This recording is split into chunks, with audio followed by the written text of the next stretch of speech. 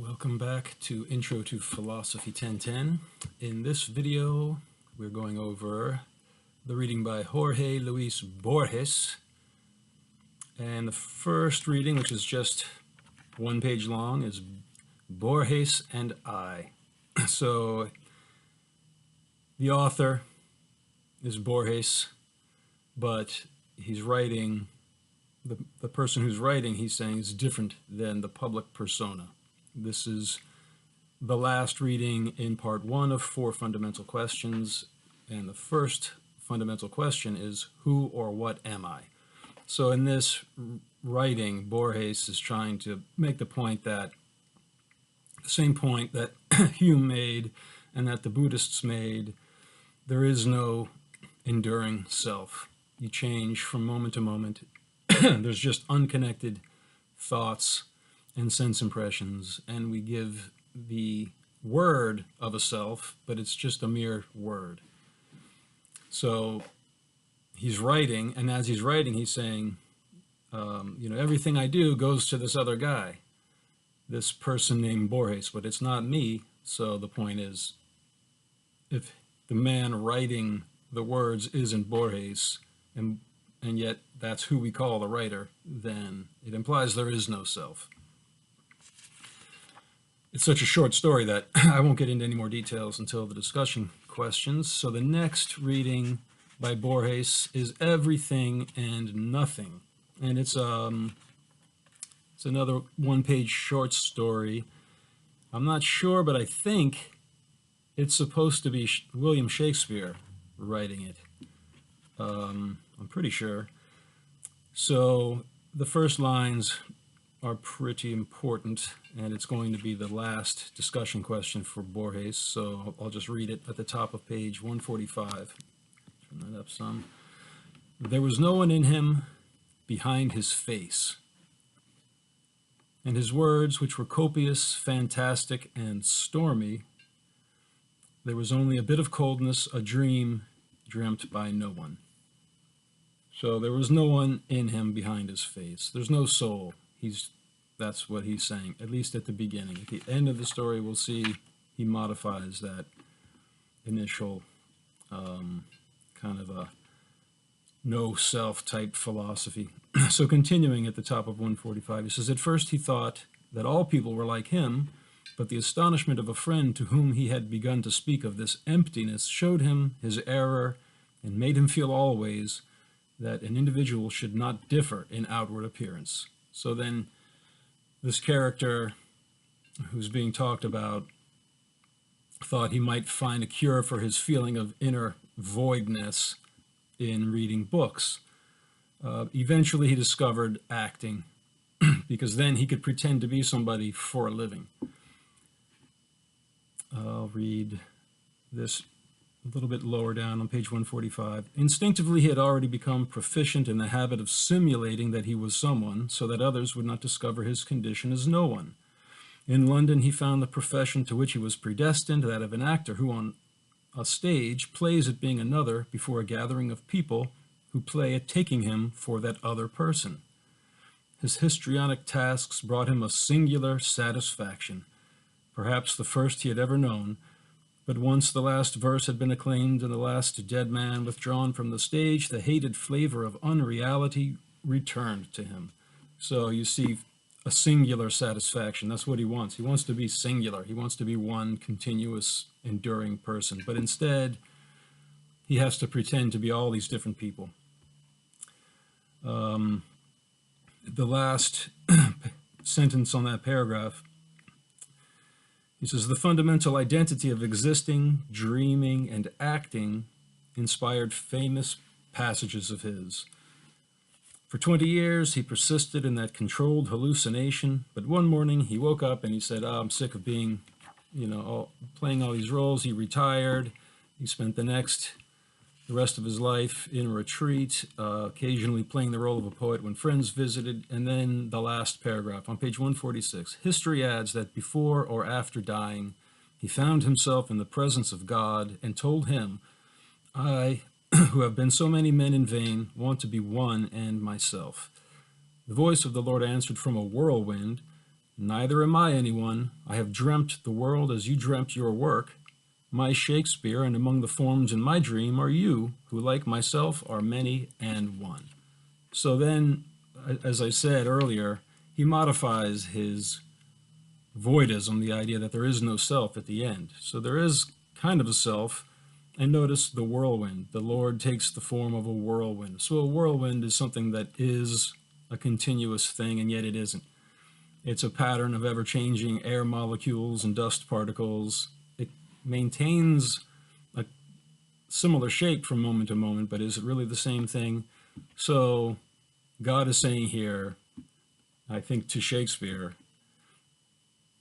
I'm not really anyone either. Just like you played being all these parts, all these different roles on the stage, I play it being you and everyone else. So all the world's a stage and everyone's an actor.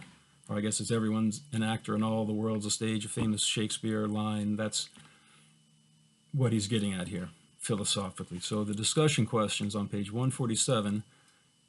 The first one, compare these two short pieces to the views of the self in Mead and Du Bois. So Mead, he says it's the very essence of the self to play a role for other people, that you interpret yourself through other people's eyes. The self is an object that's an object to itself. You have to get outside of yourself, see yourself as an object in the outside world. And how do you do that? By imagining how other people perceive you. You see their facial expressions, you see their body expressions, you hear what they're saying, you add it all together, you get an idea of how they're seeing you, and then you adjust accordingly. And you also are listening to yourself and modulating what you say in response to your own inner responses. So you're always acting a role for others, for the generalized worldview of the society in which you live, and even for yourself.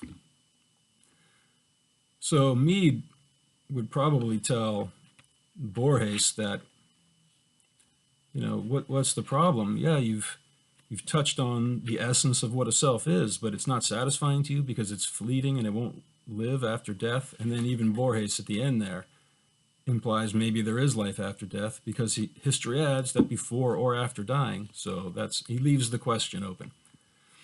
But the most pertinent passage from Mead you can find on page 117, which is in the end notes, the bottom end note on page 117, end note number 3. It is generally recognized that the specifically social expressions of intelligence, or the exercise of what is often called social intelligence, depend upon the given individual's ability to take the roles of, or put himself in the place of, the other individuals implicated with him in given social situations, and upon this consequent sensitivity to their attitudes towards himself and toward one another.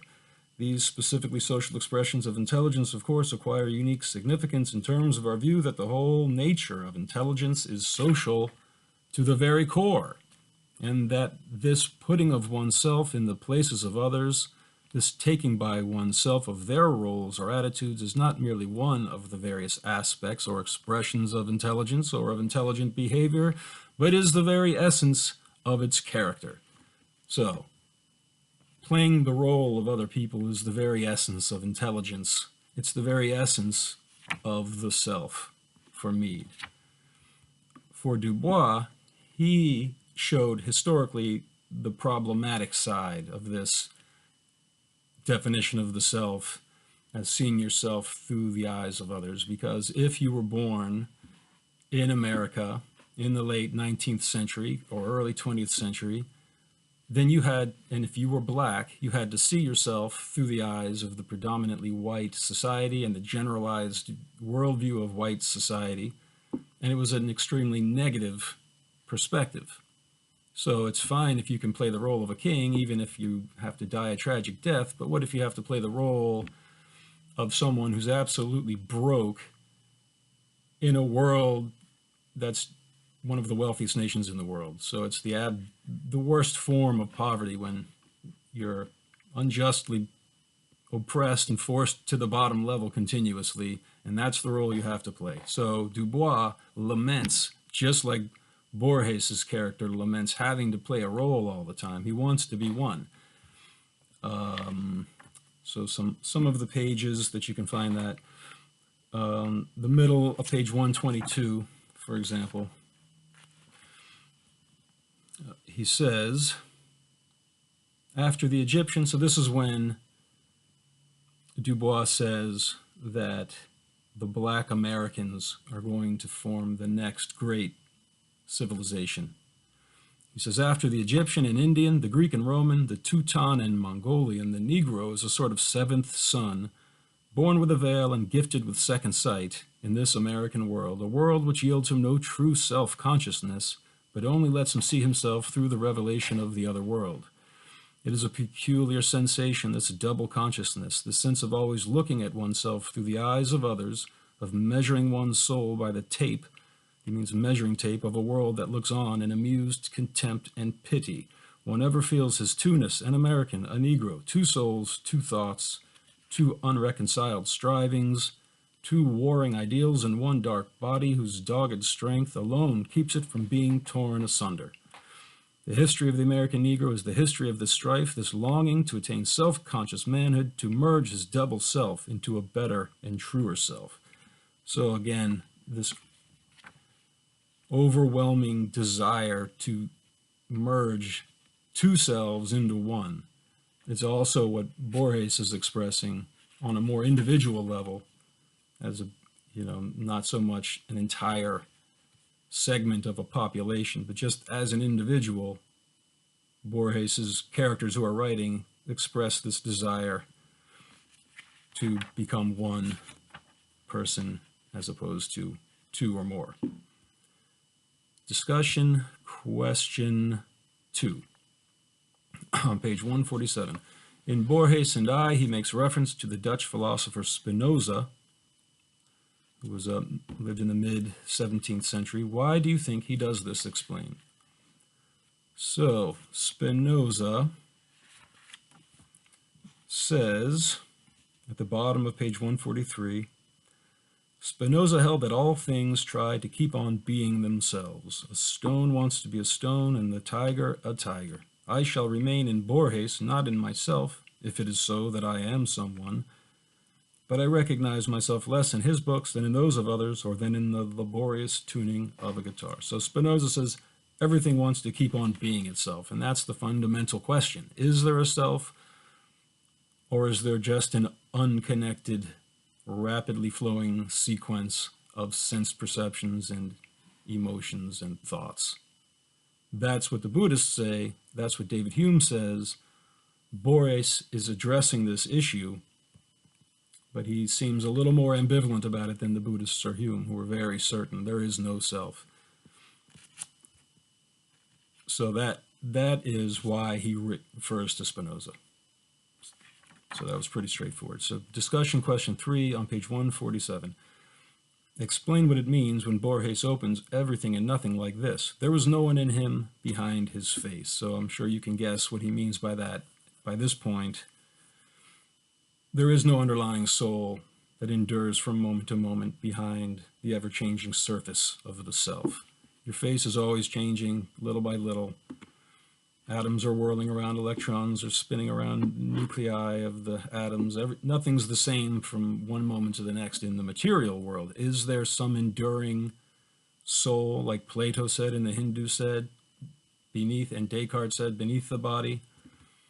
Well, at least at the beginning of everything and nothing, Borges says, there was no one in him behind his face. There is no soul. But then again, at the very end, before or after dying, this person talks to God, who's a whirlwind. So it implies maybe there is a soul.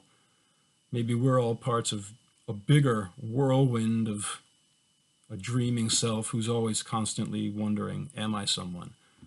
But if there's a God who's eternally wondering, am I really someone? It implies there is. Maybe the essence of a self is to never, that enduring entity which is never certain that it's actually enduring. I don't know, I'll leave it at that. That is the end of part 1 of the 4 fundamental questions, who or what am I? So you basically have these 2 choices. You're an eternal soul, imprinted with eternal forms of absolute knowledge, like the absolute idea of equality, of goodness and justice and beauty, like Plato said. You can believe that that soul reincarnates from one material body to another, like the Hindus and Plato said, and like Descartes specifically rejected. Or you can take the Buddhist, Humean, quasi-Borgesian perspective that there is no enduring self, and the idea of a self is just a word. It's just a fiction. Okay, so the next video will be the first reading from part 2. The next fundamental question is, what is real? And the first reading will be from Plato's Republic, the famous cave allegory.